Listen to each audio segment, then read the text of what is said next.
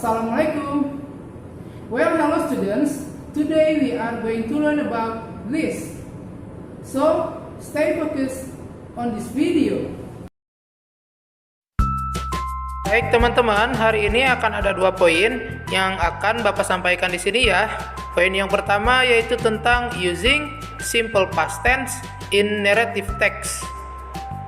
Kemudian untuk poin yang kedua yaitu expressing doubts.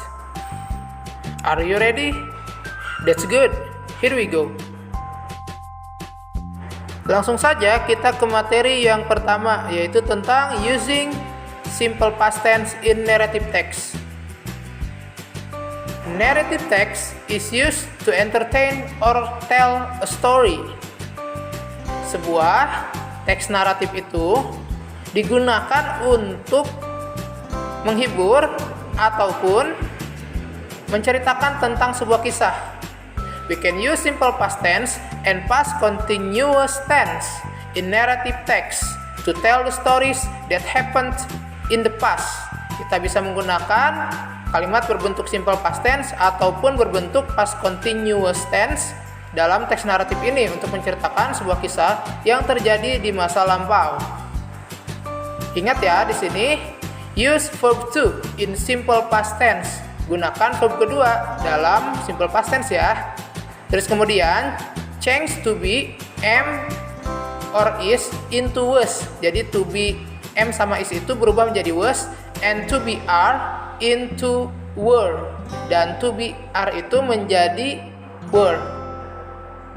Nah, teman-teman, there are some kinds of narrative text such as legends, myths, fairy tales, folk tales, and fables. Ada beberapa jenis dari teks naratif seperti legenda, mitos, fairy tales itu cerita peri ya, seperti Cinderella gitu ya, seperti Snow White. Terus ada folk tales, cerita rakyat, dan terakhir ada fables, cerita hewan. Nah, teman-teman, hanya akan ada satu di sini yang dibahas sama Pak Nuh ya. Nah, pastinya ceritanya sudah tidak asing lagi buat teman-teman, yaitu tentang fable. A fable is a story which teaches a moral lesson. Jadi sebuah fable itu adalah sebuah kisah yang mengajarkan tentang pelajaran budi pekerti. Fables use animals as the main characters. Jadi fable ini menggunakan hewan sebagai karakter utama. Ya, seperti kisah ini, the mouse deer and the crocodiles, the sheep and the wolf. Dan terakhir ada contohnya misalkan the rabbit and the turtle. Nah, here is one of the familiar fable. Nah, di sini ada sebuah fabel atau cerita hewan yang sudah tidak asing lagi ya. The title is The Rabbit and the Turtle. Nah, teman-teman, coba teman-teman sekarang perhatikan ya untuk penggunaan kalimat berbentuk simple past tense. Di sini akan digunakan the rabbit and the turtle. Kelinci dan kura-kura ya.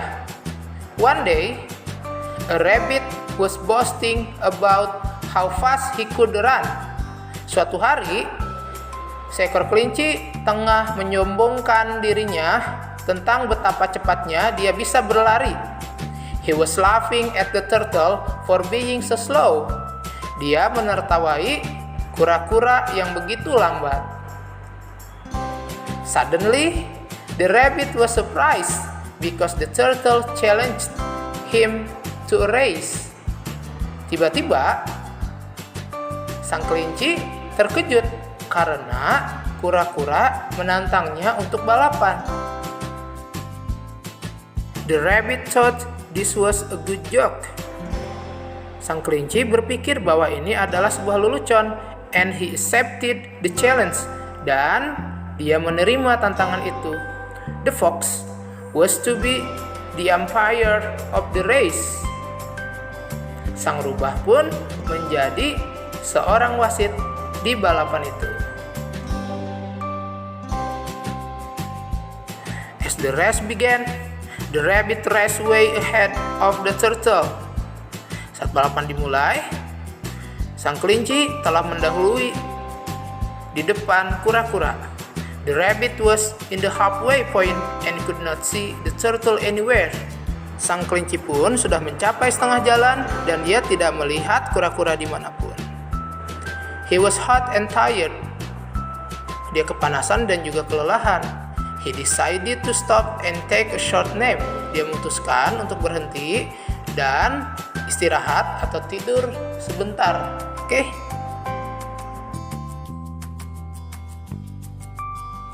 I would be able to race to the finish line ahead of him, said the rabbit arrogantly. Saya akan mampu balapan ke garis finish di depannya, kata sang kelinci dengan angkuh.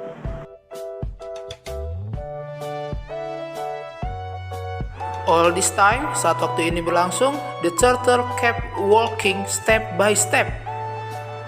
Kura-kura tetap berjalan selangkah demi langkah. He never quit no matter how hot or tired he felt.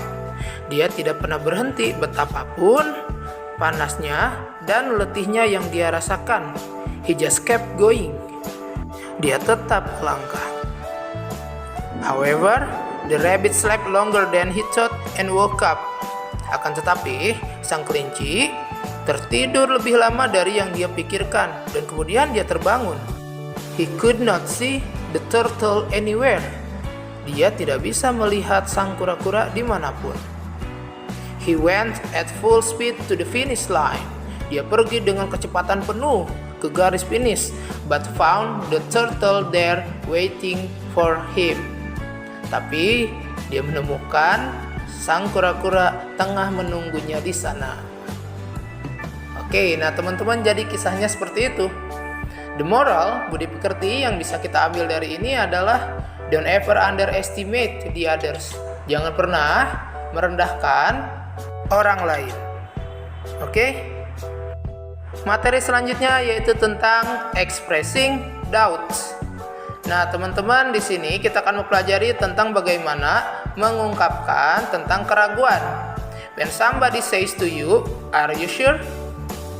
Apakah kamu yakin? Nah, jika kita tidak yakin, kita bisa menggunakan ungkapan berikut ini ya.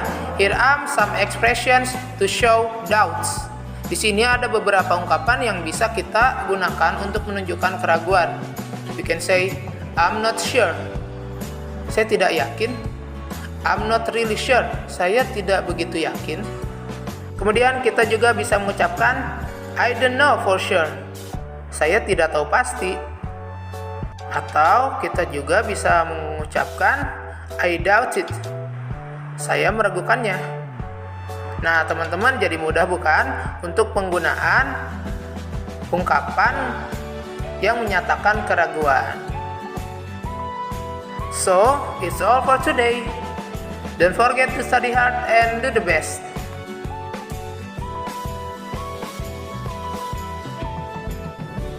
Well, it's enough for today. Thank you for watching. Don't forget to like, comment, and subscribe.